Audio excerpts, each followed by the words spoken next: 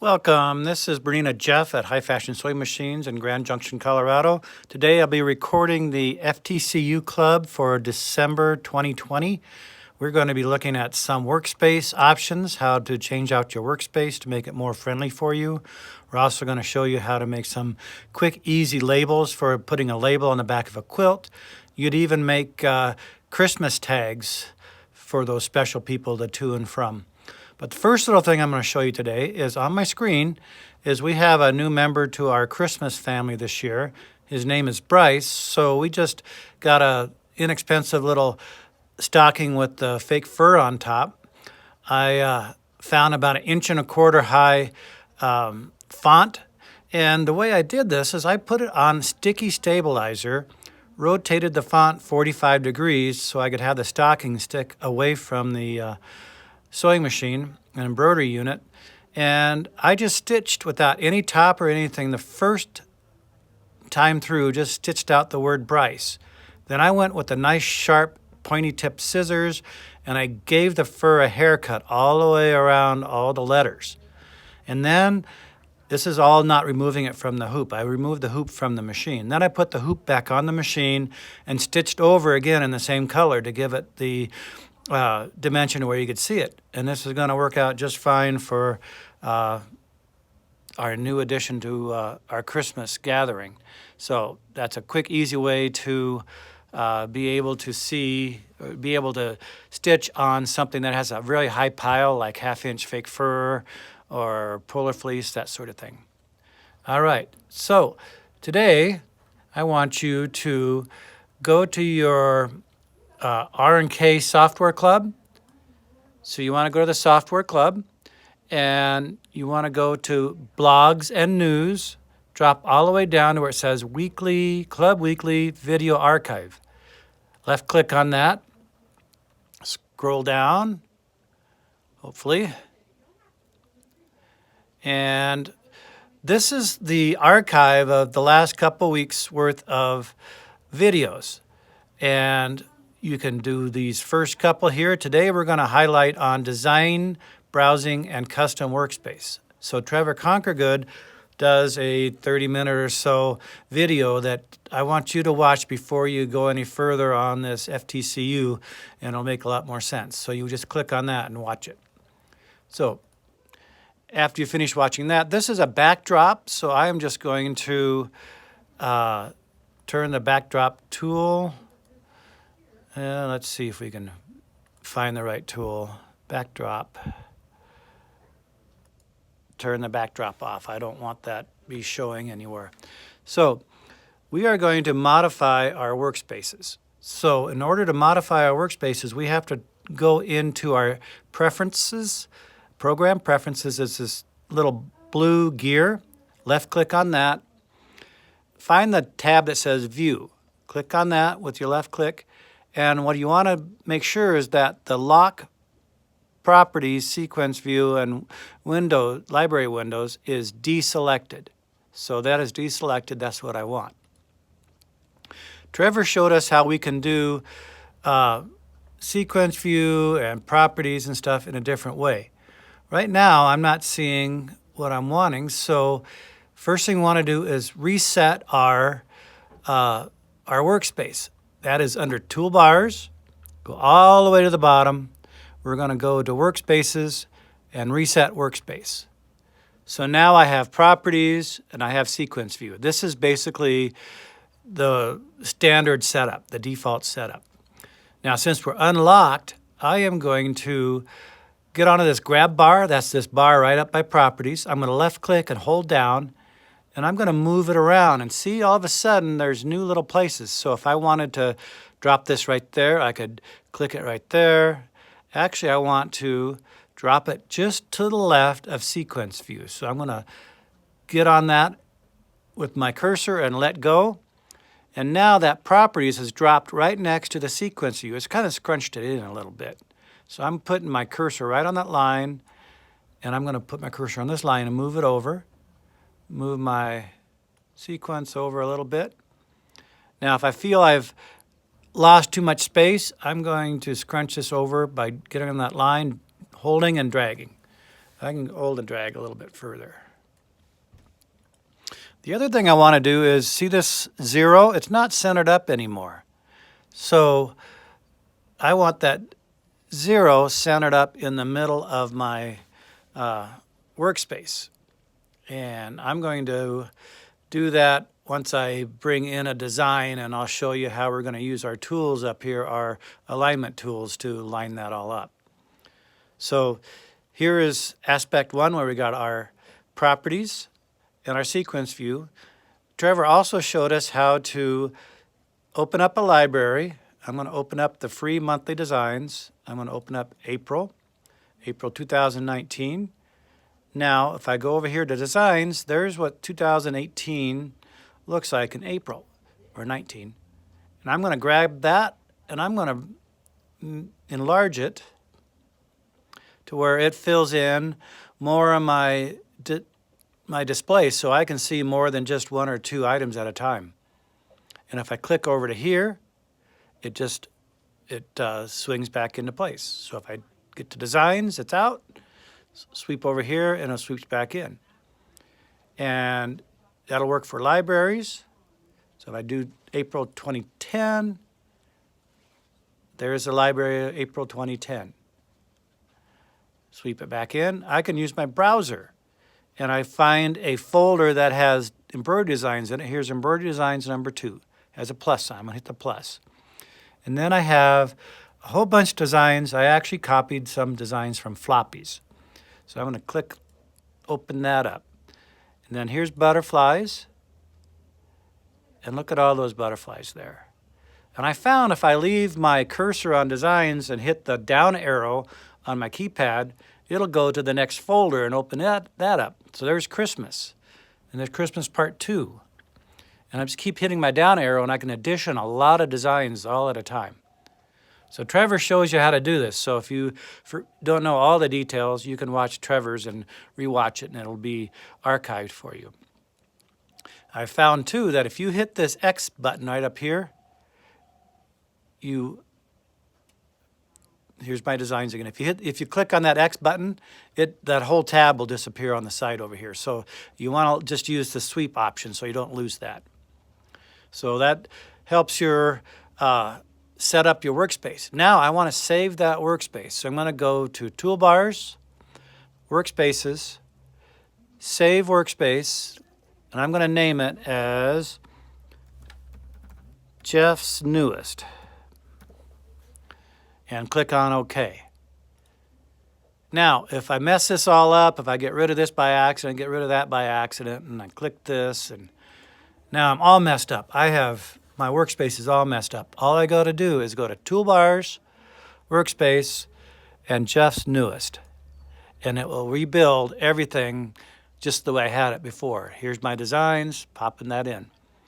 And if I turn off my software at night and turn it on the next morning, it'll remember that this is the workspace I used last.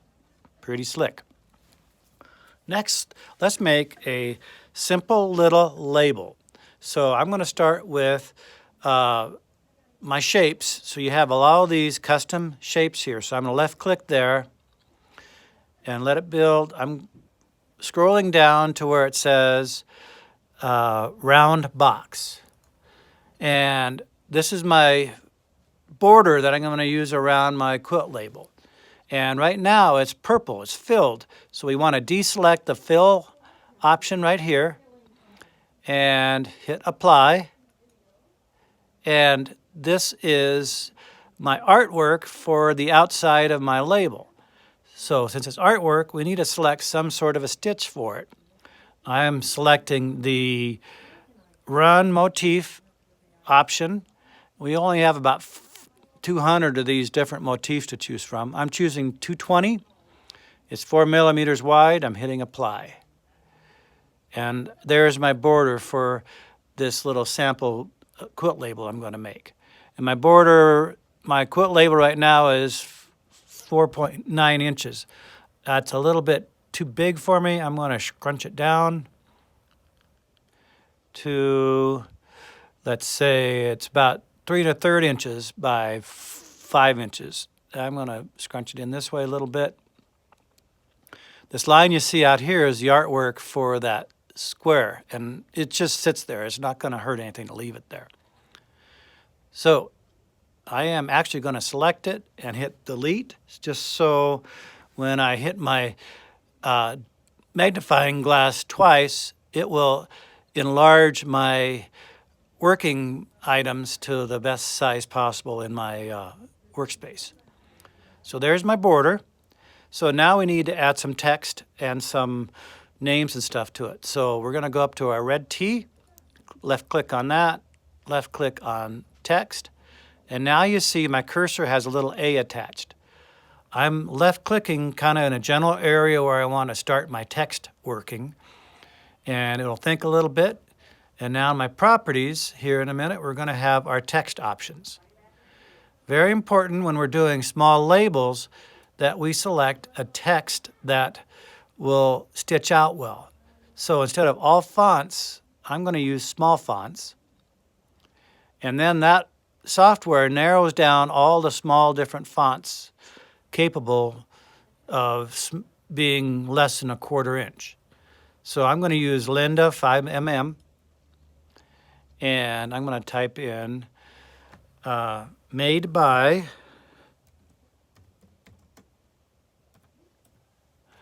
and my height is 0.2 as a default. I'm going to make it 0.25, so that's 1/4 inch high. I'm going to leave everything else defaulted until I see how it all turns out. So I'm going to do multi-line. So I'm going to do made by and then Bernina Jeff. And I'm going to hit enter. It's going to go to the next line. And I'm going to put December 18, 2020. The small fonts don't always have commas or periods that work out, so I just kind of use spaces. And then the name of the quilt is Happiness.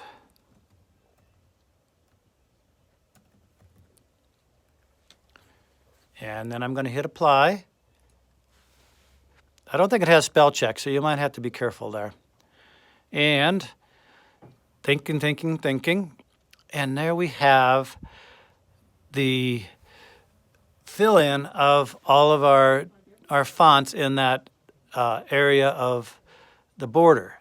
Now, my cursor still has a little A attached, so if I don't change that, I can change letter by letter here. But I want to go up to my select tool, which is the red arrow, left click on that. Now we have a box that's easier to manipulate. So I'm just going to make this taller. See what it looks like, taller. And I got some touching letters here, and maybe that's not what I want. I'm going to make it shorter to begin with now. And now we can change the spacing of our line spacing. The default to line spacing is 25%. If I bring this up, you could try little bits at a time, but I found that about 65% or so should give us our line spacing so nothing's touching. So I put it to 65% and then left click on apply, and we should see some pretty nice spacing. All my spacing looks good now. And I'm going to just make this a little larger by pulling down on that handle. Those little boxes are called handles. And then I'm going to click on it and center a little bit. It's kind of like a moving target here. When it's good, I'm going to let go. And there we have a nice little label. This could be put on a quilt. It could be put on a blanket, something that you want to personalize. Now, if I look at it with the 3D mode, it looks a little chunky. So I'm not sure how that's going to stitch out. I stitched one out earlier this morning, and it didn't look that chunky or blocky at all. So I have a mantra. There are two kinds of embroiderers, ones that sew a sample and then ones that wish they did. So always sew a sample of your design before you put it on the final product. The final product might be a tea towel or a jacket. You just don't want to waste an expensive item like that. Stabilizer and thread's not that expensive, and you can use just old scraps of fabric to test out. So that's how you make a simple multi-line label. Now, there's another way you can make a label. I'm going to open up a new project, new workspace, and now we're going to make a label using a border that looks like a heart. So I'm going to go up to my shapes. I'm going to left click there. I'm going to find the heart shape. There's a couple of them here. I'm just going to use the normal heart, 004. Deselect fill and hit apply. Now I'm going to use my handle because my words are wider than this heart's going to be. So I'm going to elongate side to side this heart so I can put different type of texts and such in it. And then I'm also still going to use a motif, a run motif. And I'm just going to pick something simple here. This one's kind of cute. And you're going to watch the size of your pattern. If you get a really wide pattern size, I'm going to make this 4 millimeters and hit apply. And here's what we got. We got a heart border that's going to look real nice when we put some words into it. But my heart is not centered with the ruler on my workspace. So that's selected. Let's go up to this little bullseye, this alignment, and drop down the arrow here. And if you hover over there, it says center to ruler. So I'm going to left click on center to rulers. And now my border has centered onto the rulers. I'm going to select the artwork and hit delete so it's just out of my way because I don't need it any longer. And there's my border. Now let's put some text into that. And we can play around. I'm going to put a word here, and then one across, and one across. And I'm going to show you how I proceed to do this next text. Each line is going to be a different text line. So I'm going to hit text here, and I'm going to apply it right there somewhere. And I'm going to say, made by, again. But I'm going to put about 7 or 8 spaces in between here. You'll see where I'm going with this. And this font's just fine. I'm going to make it 0.3 inches high and hit apply. And I am going to hit my select tool and bring it down. I'm going to center this first part of the word, and that's a little bit too far over there. So I'm going to put my cursor in here and then backspace 1, 2, 3, 4 spaces and hit apply. That should center me up pretty well up into those little lobes of the heart. Okay, so now I want another line. And I may want this line to be a different size. I can make it a different font. So what I do is I hit my font tool again or my text tool again and click there. For quickness sake, I'm going to leave it at the Linda 5 millimeter. I'm going to make this one 0.35 high, and it's going to be made by Bernina Jeff.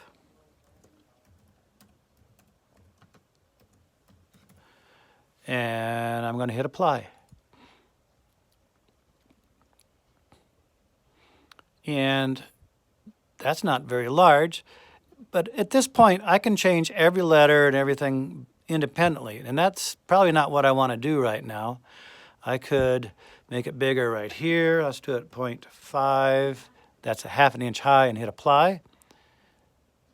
And that's something to work with. The A is still attached to my cursor, so I'm going to touch this select arrow. And now I can move this around and not be worried. Well, that's not too bad a size. Now, that looks good. Now let's go in and get a text again. I can use this text. With FTCU, there's about 5 ways of doing everything. So let's do made by, and then I'm just going to put in here the capital F-O-R, made by Bernina Jeff 4. I'm going to hit apply. And I'm going to hit my select tool so I can move it. Now, who's that very special person? I'm going to hit my text. And I'm going to put, who's it for? This is going to be for Megan. and I'm going to hit apply. Now that's awful small again. I could play around with the size right here. I'm just going to hit my select tool, and I'm going to play around with the size right here. I'm going to pull it down to where I want. As you can see, we've taken those little letters, and they're not as full. You know, the stitches. What does it look like in 3D mode? Those stitches aren't quite as full. Maybe I want them a little more full, so I'm going to select that guy. And when we go to our fill properties, the density is at 0.4. Let's bring that down to 0.3 and hit apply. And it's going to put more stitches in there. And that might look better. Again, this one might be too small. I don't really like it that it's all in capitals, so I'm going to do it all in lowercase and hit apply. So you can just keep playing around with this till you get a label you like. You can save it, and if you save it in the WAF, the WAF format, you can break it apart and rename it, or you can just save the outside border and one or two of the lines and just keep adding a new date or a new name, whatever. So it's a quick, easy way to make labels for things and personalize that gift. I think this would be kind of cool to do out on felt and then make your reusable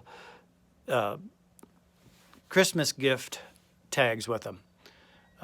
So there you go with FTCU. Nice little quick labels, how to personalize your workspace, and how to center things up. So thanks again. Please remember to subscribe to Bernina Jeff and continue watching. Bye.